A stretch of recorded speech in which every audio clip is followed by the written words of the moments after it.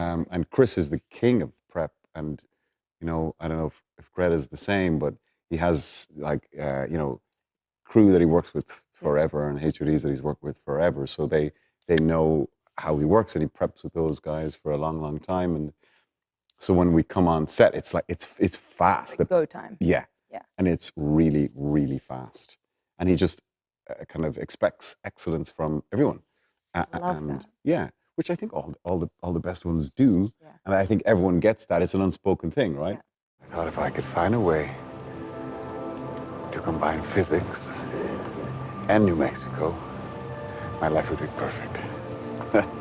And tell me about casting your movie then. What was your kind of goal or plan to when you were casting it? And what was your? I mean, most people's names were written into the script. Oh, like, really? Like I was Barbie Margot, and it said Ken Ryan Gosling. Like Wow. everyone, you know, Greta kind of manifested the cast she got. Also, everyone was so keen to do it. Yeah. And a lot of people signed on to do like a long movie where they've got a pretty small role. And Yeah.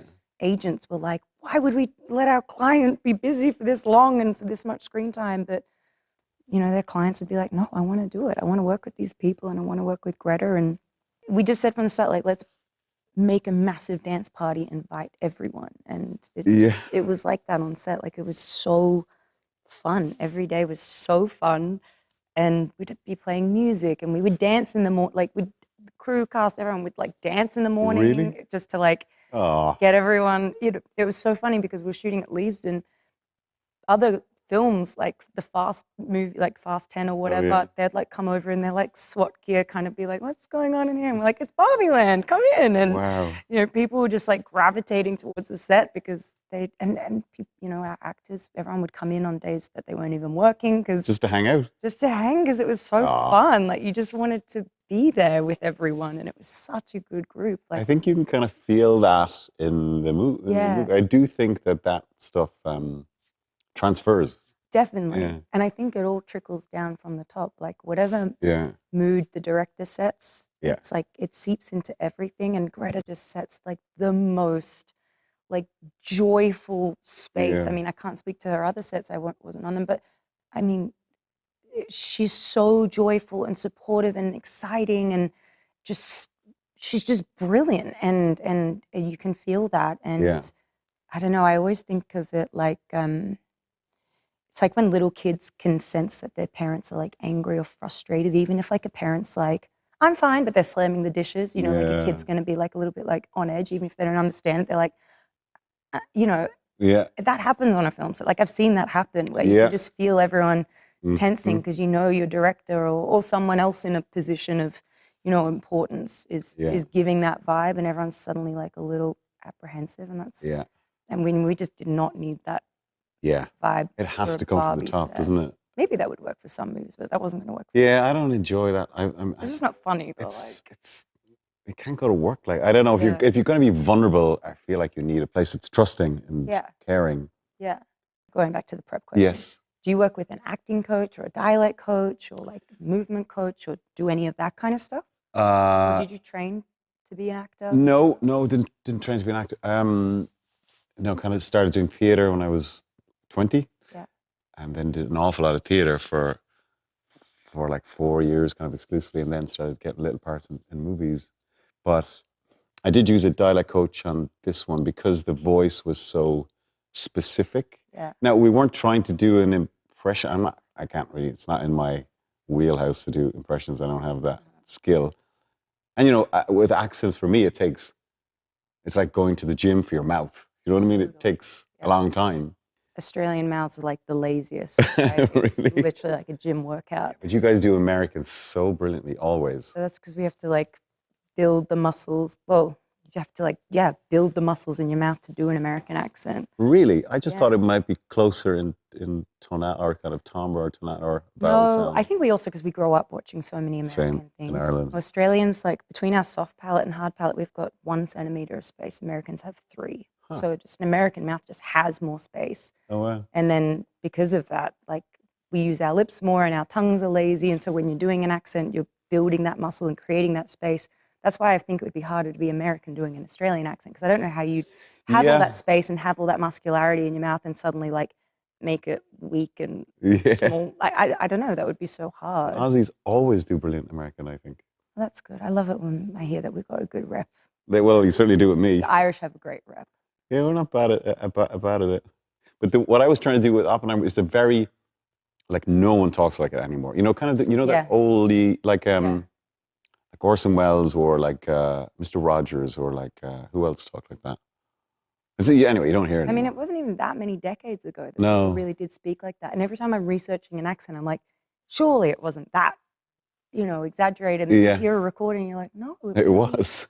Wow, we really have gotten so lazy. We really have. And I think it's become so kind of homogenized because of this connectivity in the world. People sound quite similar in different parts of the world, don't they? Did you have access to a lot of, archival footage in order to replicate the mannerisms or physicality of Oppenheimer?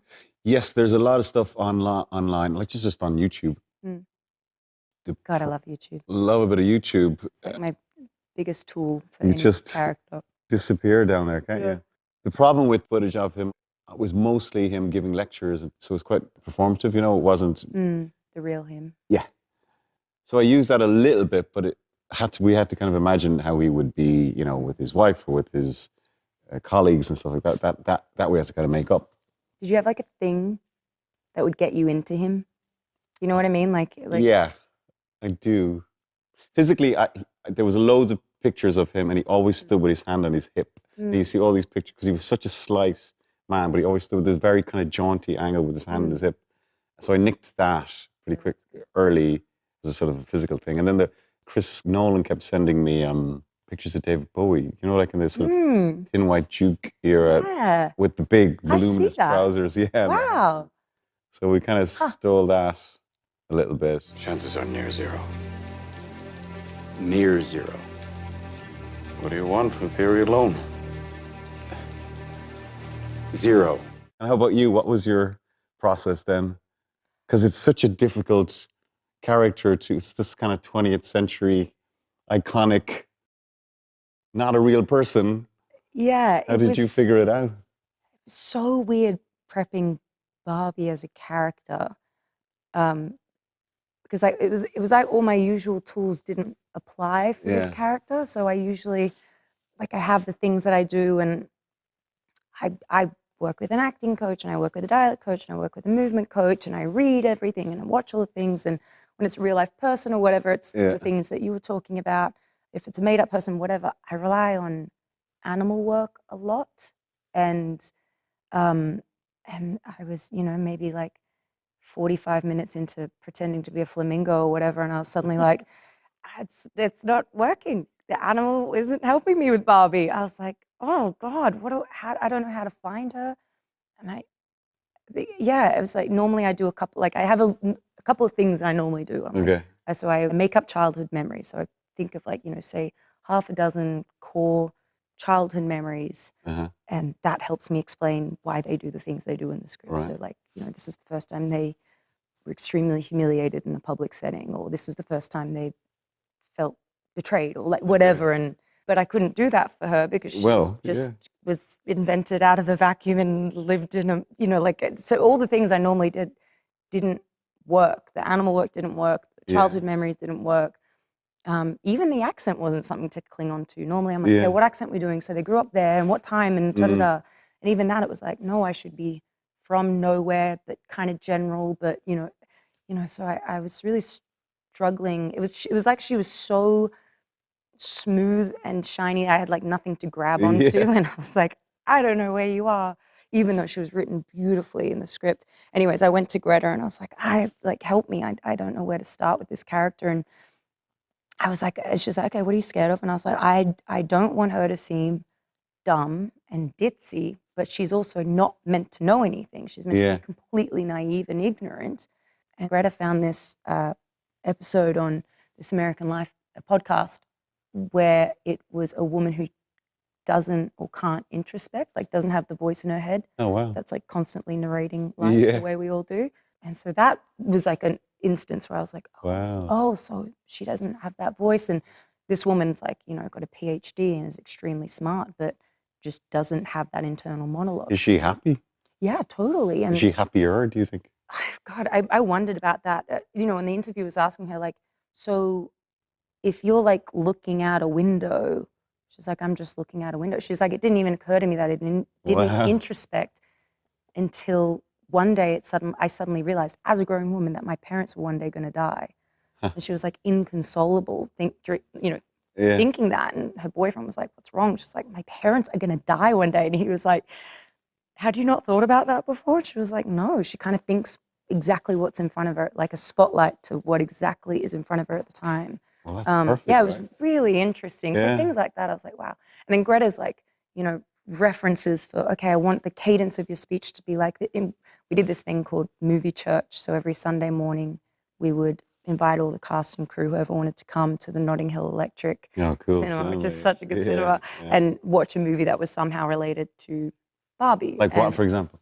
So like, for example, we'd watch His Girl Friday because Greta would be like, I want all the Barbies at the dance party to have that rhythm, like when they speak, like it should be like da, da, da, da, da, da. And it's funny, Greta sometimes I think she uses this to find the comedy in scenes too. She doesn't look at the monitor, like she closes her eyes and she just listens to a scene. Yeah. She's really tuned into like the rhythm, Yeah. which is really interesting. But then there might be a reference like we'd watch The Red Shoes because we were coming up with the LUT for the camera, like the color chart, you know, the IB Tech, we called it Techno Barbie because we wanted to look like that, kind of like really poppy, saturated 50s soundstage musical. Or we'd watch 2001 Space Odyssey because there's a reference. Gosh, we watched so many movies. What a nice thing to do. It was the best. It was so fun.